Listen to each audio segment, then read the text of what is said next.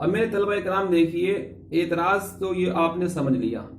एतराज़ ये होता है कि आपने ये कहा कि उसूल फ़िक़्ह 4 हैं, हालांकि जिस तरीके से किताबुल्लाह हुज्जत बन जाती है, इसी तरीके से शराए साबिक़ा पिछले नबियों की जो किताबें हैं, इंजील है, ज़बूर है, तौरात है, इनसे भी हुक्म साबित हो जाते हैं। और जिस तरीके से सुन्नत रसूलुल्लाह से हुक्म साबित हो जाता है, ये हुज्जत बन जाती है, इसी तरीके से कौल सहाबी भी हुज्जत बन जाती है। और जिस तरीके से जो है इजमा उम्मत ये बन जाता है हुज्जत, इसी तरीके से तामुल नास भी हुज्जत बन जाता है।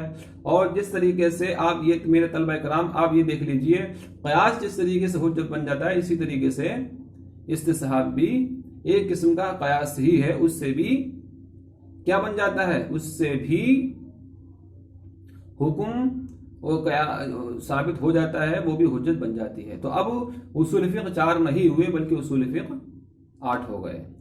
तो अब हम ये इसका जवाब ये देते हैं। देखिए, आपने ये जो कहा है 4 उसूल आपने पेश कर दिए और कहा 4 दूनी 8 हो रहे हैं, नहीं ऐसा नहीं है।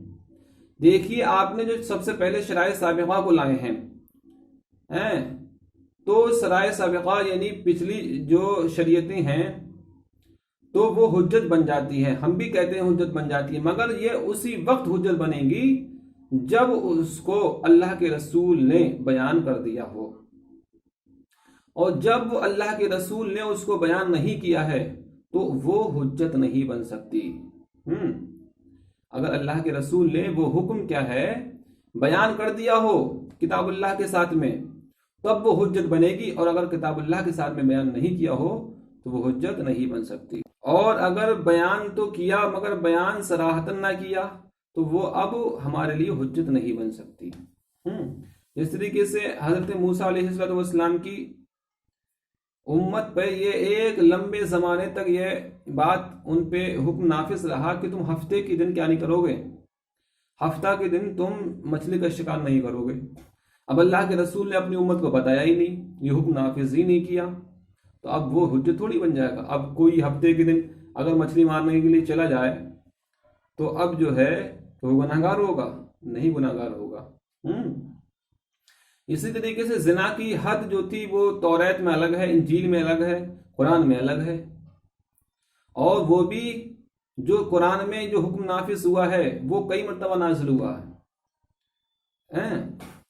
तो शराए साबिक़ा जो हैं, तो पिछली शरीयतें जो हैं वो जब रसूल पाक सल्लल्लाहु अलैहि वसल्लम के अल्लाह रसूल ने जब अपने हुक्म के साथ मिला दिया हो उस हुक्म को, तब वो हुज्जत बनेंगी। तब जो है मुकम्मल तरीके से वो अलहदा से कोई हुज्जत नहीं बनेंगी।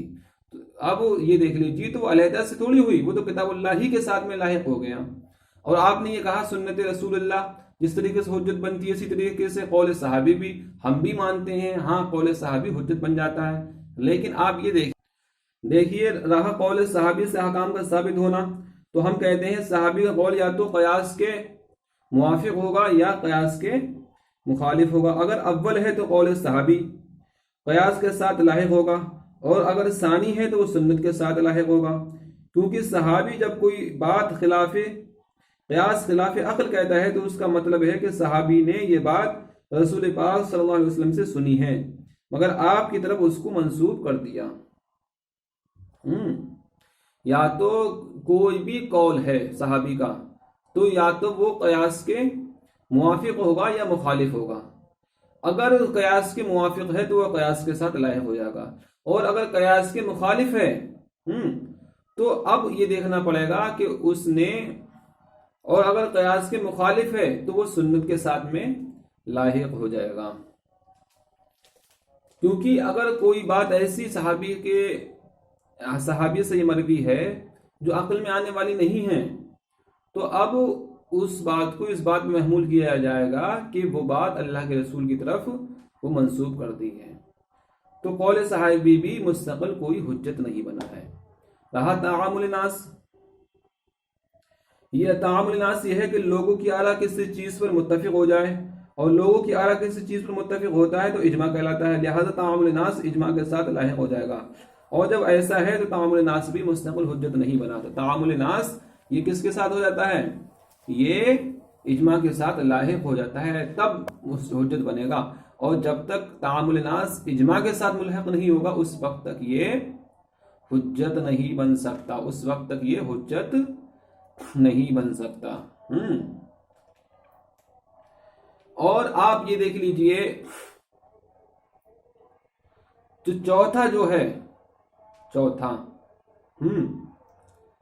जो आपने कहा इस्तिस्हाब, तो ये भी एक किस्म का क्या होता है, कयास ही होता है। ये भी एक किस्म का क्या होता है, कयास ही होता है। तो इस्तिस्हाब कयास के साथ लाहिक होगा, मुस्तकिल हुज्जत ना होगा। अलहासिल शराय साबिक़ा तामुल नास कौल साहबी, और इस्तिस्हाब जब मुस्तकिल हुज्जत हैं, हुज्जत ही नहीं है बल्कि मज़कूरा चार में से किसी एक के साथ मुल्हक हुए तो फिक़्ह के उसूल चार हुए, 8 नहीं हुए। आप ये देख लीजिए तलबा कराम, आज के दौर में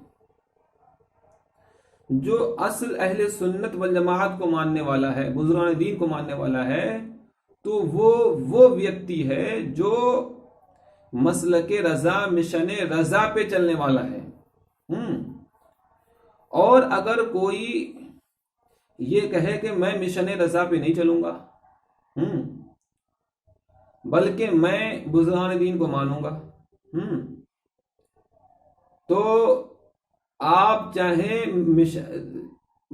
आला हजरत को माने या ना माने, बल्कि अगर आप बुजुर्गान दीन को मान रहे हैं तो ये समझ लो मिशन रजा पे आप चल रहे हैं।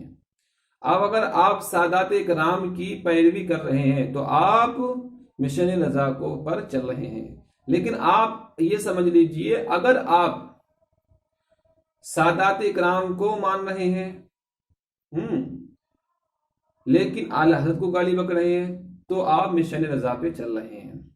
लेकिन आप आला हजरत को 24 घंटा आप क्या है तारीफ कर रहे हैं, लेकिन आप सादात इकराम को या फिर रसूल पाक की सुन्नतों को नहीं मान रहे हैं, तो आप मिशन रजा पे नहीं चल रहे। मिशन रजा का मतलब यह है कि दुश्मन अहमद पे शिद्दत कीजिए, और दुश्मनों से क्या मुरब्बत कीजिए, दुश्मन अहमद पे शिद्दत कीजिए और जालिमों पे क्या मुरब्बत कीजिए। आप इतनी बात समझे? तो हाँ,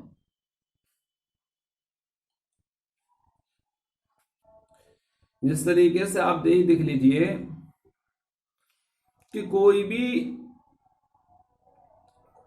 कॉलेज है, सरकारी हो या गैर सरकारी हो, तो जब तक सरकार उसको मान्यता नहीं दे देती है तब तक वो स्कूल चल ही नहीं सकता, नहीं चल सकता। तो चाहे सरकारी हो चाहे वो प्राइवेट हो, अगर प्राइवेट भी है, गैर सरकारी है, लेकिन उसको मान्यता नहीं दी गई है तो फिर वो कॉलेज नहीं है, वो फर्जी कॉलेज है। तो सरकार की मान्यता मिलना ये जरूरी है।